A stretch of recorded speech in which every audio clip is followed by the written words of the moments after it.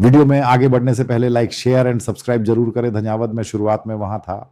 1953 में तिरुनेलवेली में state bank of India के एक युवा क्लर्क के रूप में मैंने सुरंदाई गांव के पतले टूटे हुए आदमी दुरईसामी जियोफ्री सैमुअल दिनाकरन को देखा।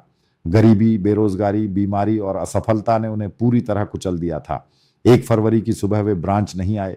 बाद में पता चला कि वे रेलवे ट्रैक पर आत्महत्या करने गए थे। उनके चाचा ने उन्हें रोका, यीशु के बारे में बताया और उसी दिन 11 फरवरी 1953 को एक आत्महत्या का प्रयास तमिलनाडु के सबसे शक्तिशाली स्वदेशी इंजीलवादी आंदोलन का जन्म स्थान बन गया।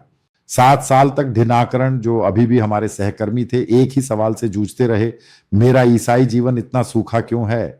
उन्होंने बाइबल पढ़ी, उपवास किया, रात भर प्रार्थना की। 10 अक्टूबर 1962 को अपने साधारण घर में परिवार की प्रार्थना के दौरान कमरे में प्रकाश भर गया। यीशु 3 घंटे तक उनके सामने खड़े रहे। मैं यीशु हूं, मैं तुम्हें आशीष देने आया हूं। दुनिया ने मेरे प्रेम की बात सुनी है, लेकिन किसी व्यक्ति के जीवन में उसे कभी नहीं देखा। आज मैं तुम्हारे हृदय में अपनी करुणा उंडेलता हूं।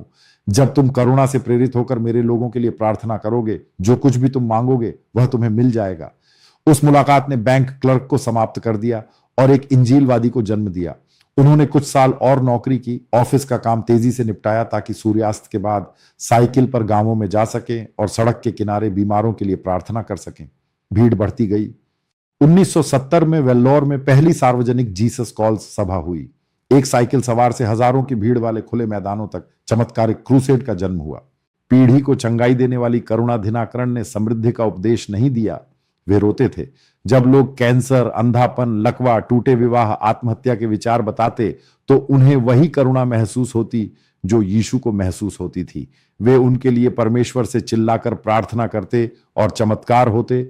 हजारों गवाहियों में दर्ज, 16 मिलीमीटर और 35 मिलीमीटर फिल्म में कैद, 1972 से रेडियो और 1980 के मध्य से टेलीविजन पर प्रसारित। लंगड़े चलने लगे, ट्यूमर गायब हो गए, अंधे देखने लगे, बांझ महिलाएं गर्भवती हुईं, नशेड़ी मुक्त हुए। उपनिवेशवादी मिशनों और जातिगत ईसाई धर्म से उभरते एक देश में यहां एक तमिल मिट्टी का बेटा, एक पूर्व बैंक कर्मचारी, विदेशी लहजे या विदेशी पैसे के बिना पवित्र आत्मा की शक्ति दिखा रहा था। यह सबसे कच्चा स्वदेशी इंजीलवाद था। तमिल प्रार्थना कक्षों में जन्मा, टूटे हुए लोगों के आंसुओं से वित्त पोषित मसीह की करुणा से गुणा हुआ। तमिलनाडु बदल गया। जो मुख्य रूप से मुख्य धारा के प्रोटेस्टेंट और कैथोलिक परिदृश्य था, वह जीवंत पेंटेकोस्टल और करिश्माई सभाओं में फट पड़ा। लाखों, दक्षिण भारत में प्रभाव को मिलाकर शायद करोड़ों नाम मात्र के विश्वास या हिंदू धर्म से छूटकर जीवित चमत्कार करने वाले यीशु के पास आए। प्रार्थना समूह चर्च बन गए, साधारण लोग पास्टर बन गए। मसीह के योद्धा आयातित मिशनरी नहीं थे, वे वही लोग थे जो कभी सरकारी राशन की कतार में खड़े होते थे। यह मॉडल फैला। 1970-80 के दशक में जीसस कॉल्स की टीमें श्रीलंका और उससे आगे निकली। करुणा, चंगाई और पवित्र आत्मा के बपतिस्मे पर जोर ने जहां भी गया आग लगा दी।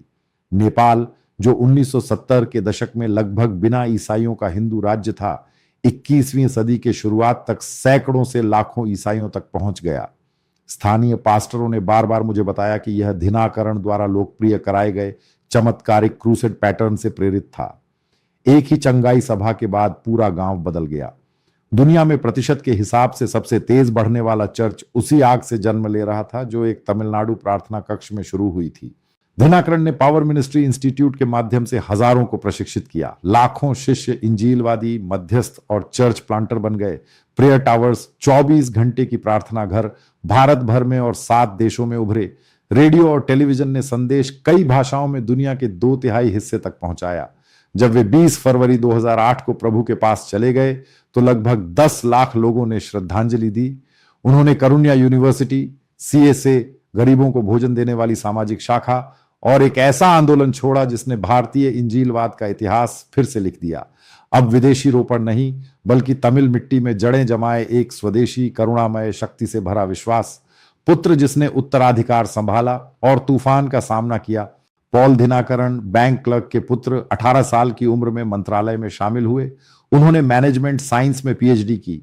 पेशेवर चमक लाए, 100 से अधिक स्थानों पर प्रेयर टावर्स बनाए, टेलीविजन को कई भाषाओं में महीने में 1800 कार्यक्रमों तक बढ़ाया, 12 देशों तक विस्तार किया और CSA को दृश्यमान मानवीय चेहरा बना दिया। कागज पर वृद्धि शानदार थी, सुसमाचार और आगे पहुंच रहा था। योद्धा बढ़ रहे थे, लेकिन इस स्वदेशी स्ववित्त पोषित चमत्कार शक्ति वाले आंदोलन की सफलता ही शासन व्यवस्था के लिए सीधा खतरा बन गई। जो एक साधारण साइकिल क्रूसेड से शुरू हुआ था, वह अब एक विशाल स्वतंत्र आध्यात्मिक शक्ति बन चुका था, जो किसी भी राजनीतिक दबाव के आगे नहीं झुकता था और किसी पार्टी से नहीं जुड़ता था। करोड़ों बदले हुए जीवन, लाखों सक्रिय मसीह के योद्धा और एक वैश्विक पदचिह्न जो किसी भी आयातित मिशन से मेल नहीं खाता, यह उन सरकार के लिए बहुत खतरनाक था जिसने बार बार जीवंत स्वदेशी ईसाई आंदोलनों के प्रति अपनी शत्रुता दिखाई है। जीसस कॉल्स मंत्रालय को तोड़ने और बदनाम करने की एक सुनियोजित क्रूर साजिश में शासक तंत्र ने अपने सभी हथियार झोंक दिए। चयनित छापे, मनगढ़ंत मामले, मीडिया में ऑर्केस्ट्रेटेड स्मीयर अभियान और अथक नौकरशाही उत्पीड़न। उद्देश्य बिल्कुल साफ था, वित्तीय रीढ़ को तोड़ना, समर्थकों को डराना और मंत्रालय को विवादास्पद चित्रित करना, ताकि करोड़ों लोग जो इसके क्रूसेड से आशा पा चुके थे संदेह करने लगे। यह जवाबदेही का मामला नहीं था, यह एक राजनीतिक शिकार था उन आंदोलन के खिलाफ जो राज्य कभी नहीं कर सका। टूटे परिवारों को चंगाई देना, नशेड़ियों को मुक्ति देना, निराश लोगों को बहाल करना और साधारण तमिल एवं नेपाली गांवों को प्रार्थना के भट्टी में बदलना, बिना सरकारी अनुदान के एक भी रुपया लिए। पिता जिन्होंने एक बार 90 मिनट क्लिनिकल मौत के बाद जीवित होकर उठे, जिन्होंने सड़क दुर्घटना में 17 साल की बेटी को दफनाया, जिन्होंने खुद किडनी फेलियर और हृदय की समस्याएं झेली, उन्होंने कभी राजनीतिक संरक्षण नहीं मांगा। वे टूटे लोगों के लिए रोते थे। पुत्र उसी चोगे को उठाए, उस सरकार के पूरे गुस्से का सामना कर रहा है जो किसी भी आध्यात्मिक प्राधिकार को बर्दाश्त नहीं कर सकती, जिसे वह नियंत्रित नहीं कर सके। सच्चा इतिहास फिर से लिखना एक पूर्व बैंक कर्मचारी के रूप में, जिसने दिनाकरण के सहकर्मी से प्रेरित बनने तक का सफर देखा, मुझे रिकॉर्ड ठीक करने की मजबूरी महसूस होती है। भारतीय इंजीलवाद अमेरिकी टेलीवंजलिस्टों या विदेशी डॉलर से शुरू नहीं हुआ। आधुनिक युग में इसकी गहरी जड़ें स्वदेशी हैं। 19वीं सदी के तमिलनाडु और केरल के पुनरुत्थान, के अब्राहम के Indian Pentecostal church of God का स्वदेशी पेंटेकोस्टलवाद और सबसे ऊपर 1962 में एक तमिल बैंक क्लर्क की जीवित मसीह से मुलाकात। डी.जी. बॉन्डेस दिनाकरण ने साबित किया कि सुसमाचार पूरी तरह भारतीय, पूरी तरह करुणामय और पूरी तरह शक्तिशाली हो सकता है। उन्होंने तमिलनाडु को प्रोटेस्टेंट और पेंटेकोस्टल विश्वास की नई लहर के लॉन्च पैड में बदल दिया, जो दक्षिण भारत को लांघ कर हिमालय पार नेपाल तक पहुंच गई। लाखों योद्धा बने, किसी संस्था के लिए नहीं बल्कि मसीह के लिए। करोड़ों ने एक चमत्कार करने वाले उद्धारकर्ता की वास्तविकता चखी, क्योंकि एक टूटा हुआ आदमी टूटा रहने से इनकार कर दिया। पॉल दिनाकरण ने उस विरासत को विरासत में लिया और उसे वैश्विक बनाया। इसके लिए इतिहास उन्हें श्रेय देगा।